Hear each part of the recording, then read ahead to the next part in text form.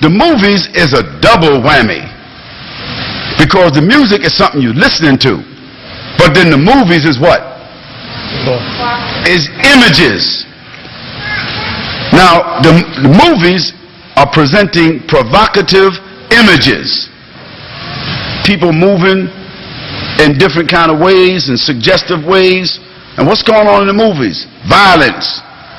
People is killing. People is fornicating with their eyes. People fornicating right in front of you. People are stealing. People is lying.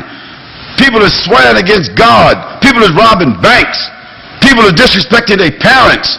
All kinds of things is happening in the movies, and we just watching it and digesting it. I'll give you a statistic that you need to know about. The average American watches on an average of 4 hours of television a day. The average American. In the course of 4 hours of television a day, they witness over 1,500 acts of violence. And they don't even wait, they don't say nothing, they don't even blink. So if you witness those acts of violence on a regular basis and you don't even blink, it means that your mind and your psychology has accepted it and tolerated it, and you build up an immunity against it. Is it right? So after you build up an immunity against it, when you see fawahish in the society, when you see it in your neighborhood, you see people robbing people, I'll give you a good idea that you guys can relate to. There's a cartoon called South Park. Y'all know about it. And so in that cartoon, and I watch these things just to evaluate it, not because I like them, because as a sociologist, I have to be able to understand. So I got to watch it and check it out. So on one of these cartoons, the guy is talking about old people. So he said, I hate old people. So the other guy said, why you hate old people? Because they're always telling me what to do and blah, blah, blah. So what should we do about old people? I just wish some of them would just fall down the steps. See, so in the cartoon, the boys, they see an old lady fall down the steps. You know, she fall all the way down the steps, an old lady, and they all laugh because it's a cartoon. But that old lady was somebody's grandmother. So when you watch the cartoon, because they laughed before, and you see the old lady fall down the steps, you laugh. But that's your grandmother. That's your grandmother. When you laugh at somebody else's grandmother falling down the steps, that's your grandmother. But you don't see it like that. So the cartoons are conditioning the children to disrespect their parents and to become insensitive to the injuries and the pain and the suffering of a mother and a grandmother. Follow what I'm saying? So if you watch this enough, after a while, and they also say, one of the guys' name, I forget his name, but he called himself an underachiever. Listen to that. He said, what you do for life? He said, I'm an underachiever. So what does that mean? He's a failure. And he's committed to a failure.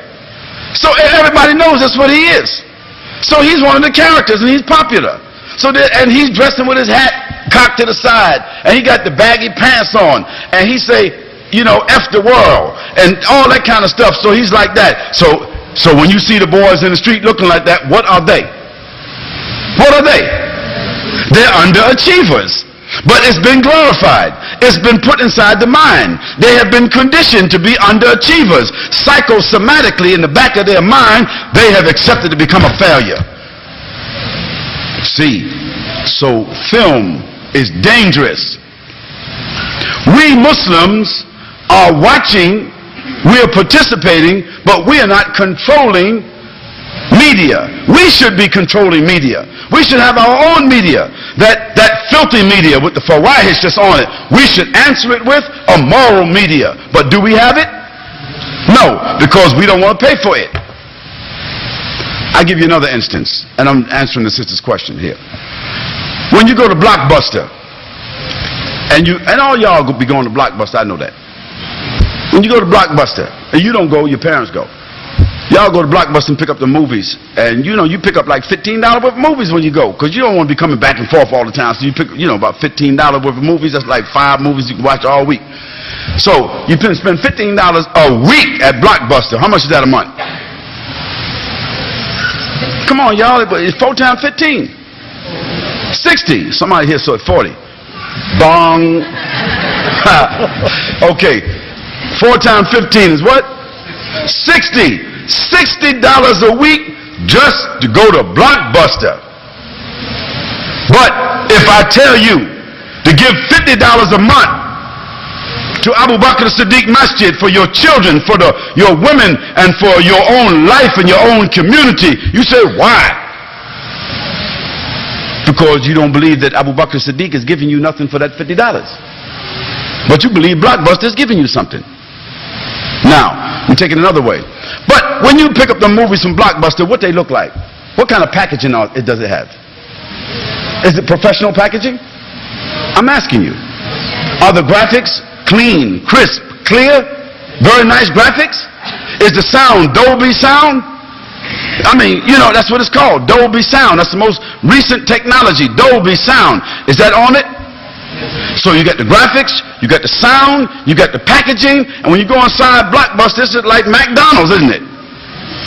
But when you go inside the Muslim bookstore and you go get the DVDs of the different sheikhs that's talking about Islam all around, Tafsir, Quran, Aqidah, Dawah, whatever, what do the videos look like? Most of them been pirated. Is right or wrong?